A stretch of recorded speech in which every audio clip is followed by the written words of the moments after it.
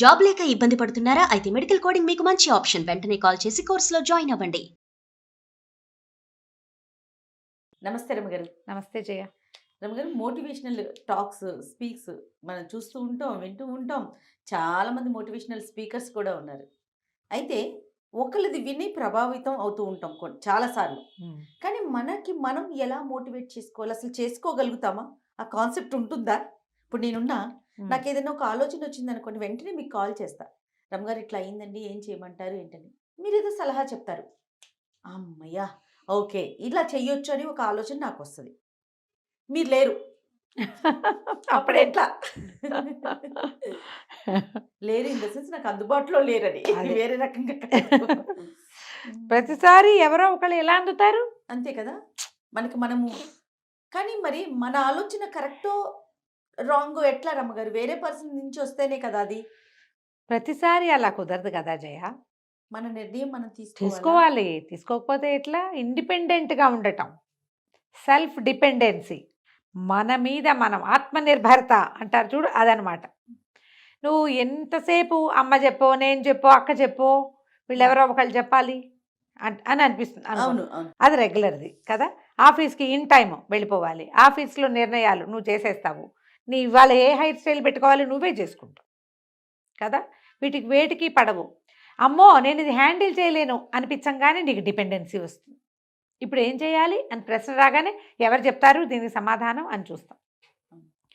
మొదట ఆ క్వశ్చన్ మానేయాలి చేయ. ఇప్పుడు ఏం చేయాలి అనగానే ముందు ప్రకాష్ చెప్తాడా, అమ్మ చెప్తున్నారా, అమ్మగారు చెప్తారా? ఆలోచించకూడదు. అసలు నేనేం చేయగలను ముందు దీనికి. నేను ట్రై చేసి నా చేత కాకపోతే నేను ఒక ఆలోచన చేసి ఇది కరెక్టేనా అని అడగాలి. ఆలోచన చేసి మరి మిస్టేక్ అయితే రమ్మగారు అవుతుంది. రెండోసారి నేర్చుకోవా నువ్వు.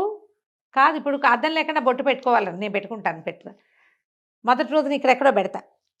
4 సార్లు 5 సార్లు పెట్టాక కరెక్ట్గా చూసుకుని పెట్టుకోండి. అద్దం ఉన్నప్పుడు అద్దం కూడా చూసుకుంటాం. అద్దం ఉంటే అద్దం కూడా చూస్తాం. లేనప్పుడు నేను చేయలేనని బొట్టెట్టుకోవటం మానేయం కదా.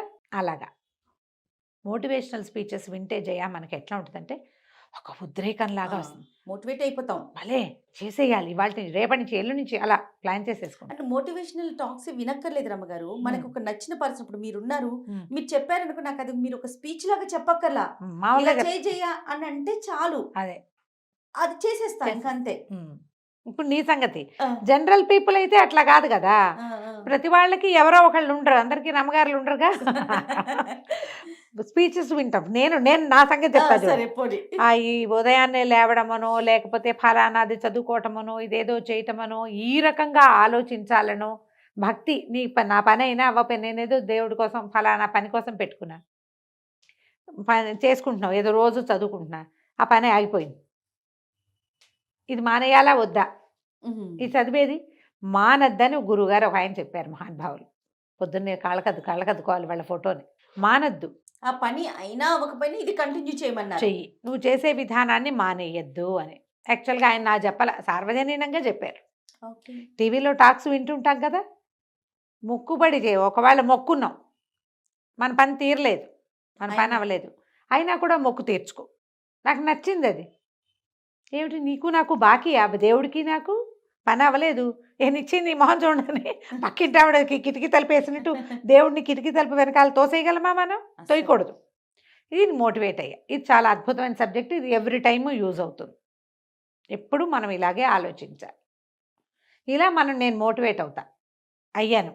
నేను అనుకుని, నేను దాన్ని నమ్మి బాగా ఆలోచించి దాని మీద నేను అది ఫాలో అవుతూ నేను ఇంకొకళ్ళకి చెప్తా. ఇలాంటి పెద్ద విషయాలు, అద్భుతమైన విషయాలు, జీవితం అంతా ఉపయోగపడే విషయాలు ఓకే కదా. ఇప్పుడు అలా కాకుండా చిన్న చిన్నవి ప్రత్యేకమైన సబ్జెక్టులు ఉంటాయి. వెళ్ళాలా వద్దా, చేయాలా వద్దా, చేస్తే ఏమవుతుంది, చేయకపోతే ఏమవుతుంది. ఇవి ప్రతిసారి మనమే బేరీజ్ వేసుకుంటూ, మనమే ఆలోచించుకుంటూ, మనమే ఏదైనా ఒక డిసైడ్ చేస్తే, ఎవరి సలహా లేకుండా ఓ గంతేసి ఫెయిల్ అయిందనుకో, ఫెయిల్ అయిపోతే మనం డిమోటివేట్ అయిపోతాం. చిచ్చి మనం సొంతంగా ఆలోచిస్తే పాడైపోతున్నాము అని.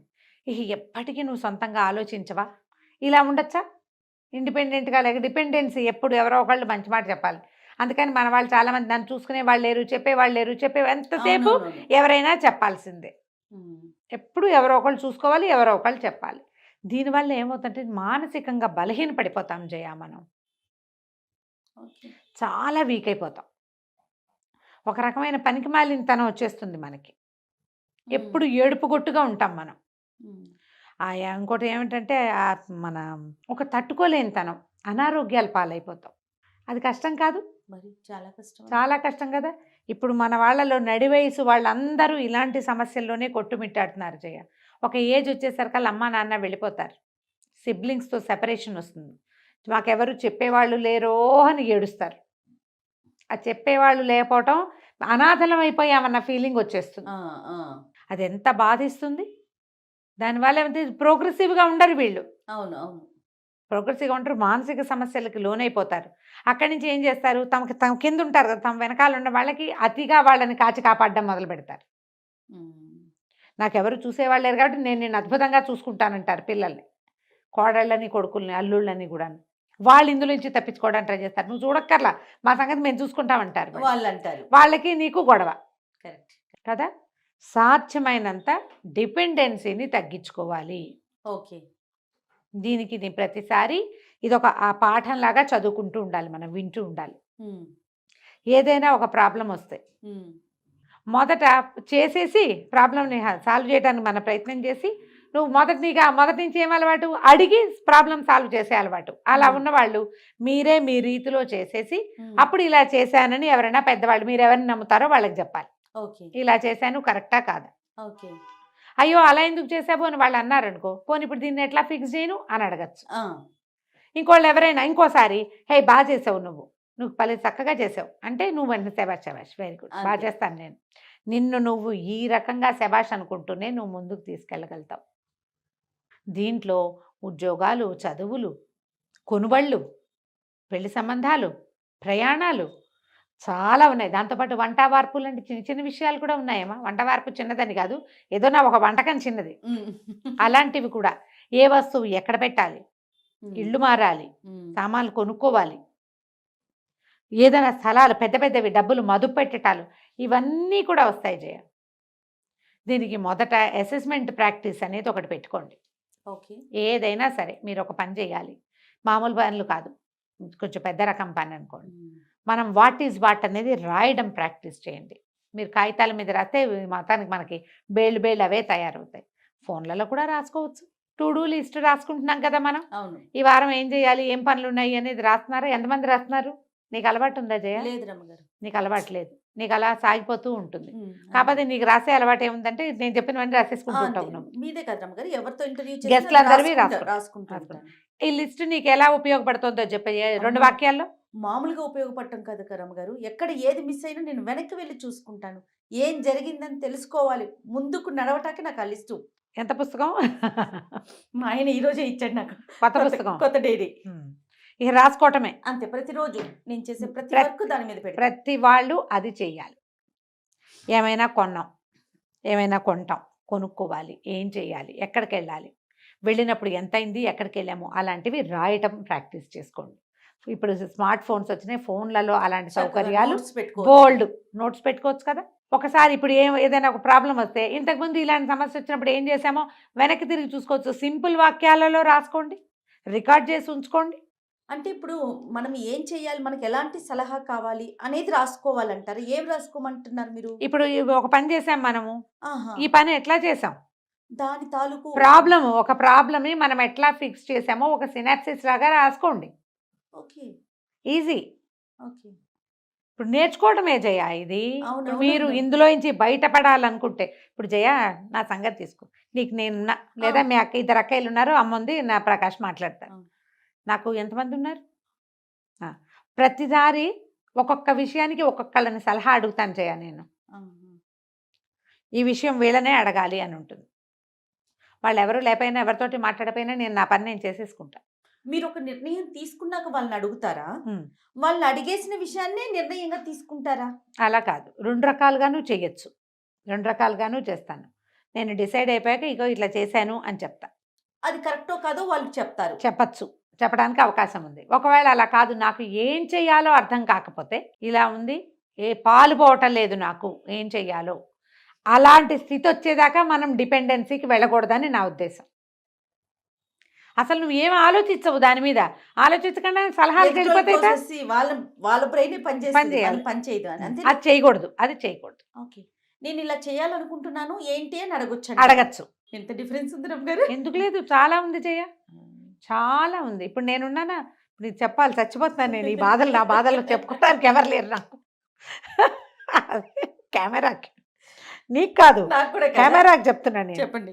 చెయ్యొచ్చా, ఈ పూజ చేయొచ్చా, చేయకూడదా, ఇలా ఉంది, వెళ్ళొచ్చా, వెళ్ళకూడదా, అక్కడికి వెళ్ళాము, చేయొచ్చా, ఇవాళ 5వ రోజు గుళ్ళోకి వెళ్ళొచ్చా, శివుడికి మల్లెపూలతో పూజ చేయొచ్చా, కమలా పళ్ళు నివేదన పెట్టచ్చా, పెట్టిన పళ్ళు మనం తినచ్చా, ఎవరింటికైనా వెళ్ళొచ్చా, అసలు ఏమో ఆలోచించరా మీరు? దొరికితే చాలా మరీను. కాదండి, కమలా పళ్ళు నివేదన పెడతామండి, వాళ్ళు ఎవరింటికో వెళ్తే వాళ్ళు అరటిపండు తొక్క తీసి పెట్టారట, కమలా పండు కూడా తొక్క తీసి పెట్టాలి, తీసి పెడితే పెట్టు, లేకుంటే లేదు మానే, అది కూడా అడగాల. కానీ అసలు అనుమానాలకి ప్రశ్నలకి తావే ఉండదు కదా రమ్మగారు. ఒకదాని తర్వాత ఒకదాని తర్వాత గ్యాప్ లేకుండా వస్తాయమ్మా, గ్యాప్ లేకుండా. ఇలాంటివన్నిటికీ మీరు డిపెండెన్సీకి వెళ్ళకండి. ఓకే, మీరు ఏం చేస్తారో అది చెయ్యండి. మీరు చెయ్యలేనిది, చేత కానిది, అర్థం కానిది, అక్కడేదో కొంప మునిగిపోతుంది, అప్పుడు సలహాలకు వెళ్ళండి. దానికి మిమ్మల్ని మీరు మోటివేట్ చేసుకోండి. నా లైఫ్, నా స్టైల్, నాకు ఒక పద్ధతి, మా ఇంటికి ఒక పద్ధతి, మా జాతిలో ఒక విధానం, దాన్ని ఫాలో అవ్వకుంటూ వెళ్దాం మనము. నేను ఏది హ్యాండిల్ చేయలేకపోతే అప్పుడు అడుగు. ఇవి రోజువారీ వ్యవహారాలు కూడా ఎంతసేపు నీకు ఎవరు సలహా చెప్తాడమ్మా? అంటే లేనప్పుడు కదా రమ్మగారు, ఈ అనుమానాల వల్లే ప్రశ్న వస్తుంది. ఏం కాదు, మనం భక్తితో ఉండాలి. ఫర్ ఎగ్జాంపుల్ అనుకుందాం, అంతే, అదే కమల తీసి పెట్టు, తీయకుండా పెట్టు, ఒక్కతో పెట్టు, చెట్టు తీసుకొచ్చి పెట్టు. భక్తి అనేది ఉంటే అదే అసలు ప్రశ్నే లేదు. అంతే. ఇప్పుడు ఈ ఒకదాని దగ్గర మొదలుపెట్టి, ఈ చిన్న వాటి దగ్గర మొదలుపెట్టి పెద్ద వాటికి కూడా మీకు ఏం చేయాలో అర్థం కాదు. ఏదైనా సమస్య రాగానే ఎవరు సలహా చెప్తారా అని చూడకండి, ముందు మీ బ్రెయిన్కి పని పెట్టండి. ఇది ఇలా చేస్తే ఏమవుతుంది, చేయపోతే ఏమవుతుంది, to do or not to do అనేది ముందు మీరు ఒక బేరీజ్ వేసుకున్నాక, నేను ఇట్లా అనుకుంటున్నాను అని మీరు సలహాకి వెళ్ళచ్చు. Right, okay. అసలు సలహా తీసుకోకండి అని నేను చెప్పటలా. ఎవరితోటి మంచి మాట్లాడద్దు అని ఎందుకు చెప్తాం? మనం మంచి మాట్లాడడానికే కదా మనం ఉన్నాం ఇక్కడ. కాబట్టి ముందు మీరు ఆలోచించండి, ఇది అసలు అడగాల వద్దా, ఇది చేయొచ్చా మనం, నేను ఇలా చేస్తున్నాను, ఎంతకాలంగానో చేస్తున్నాను, పోనీ నేను తప్పు చేస్తున్నాను అని మీకు అనిపించింది అనుకోండి, అది కూడా అడగాలి. ఇదేమైనా నేను పొరపాటు చేస్తున్నానా, నేను కరెక్టా కాదా అనేది ఒక చిన్న సాధారణ సలహాతోటి సరిపోతుంది కదా. అక్కడ అది తీరింది అనుకో, ఇప్పుడు ఇంకోటి ఉంది జయ ఇందులో, ఓసారి ఒకళ్ళు చెప్పిన సలహా ఫలించిందంటే ఇక వాళ్ళే గురువు, అంతే. అలా కూడా ఉంటాం మనం. ఏంటంటే మనకి ఇది అలవాటైంది జయ, ఇది తప్పని నేను అంటల్లా, మొత్తం మీద ఆల్టుగెదర్ అర్థమైంది కదా, ఇది అవసరమైందే. కాకపోతే ఏంటంటే ఇలా వాళ్ళు చెప్తేనే కానీ నేను అడుగు కూడా కదపననే పిచ్చలోకి మాత్రం వెళ్ళపోకండి. మన ఎవరి బ్రెయిన్ కి వాళ్ళు పని పెట్టమంటున్నారు, ఆలోచించండి, అంతే. బాగుంది రమ్మ గారు. నమస్తే. నమస్తే జయ.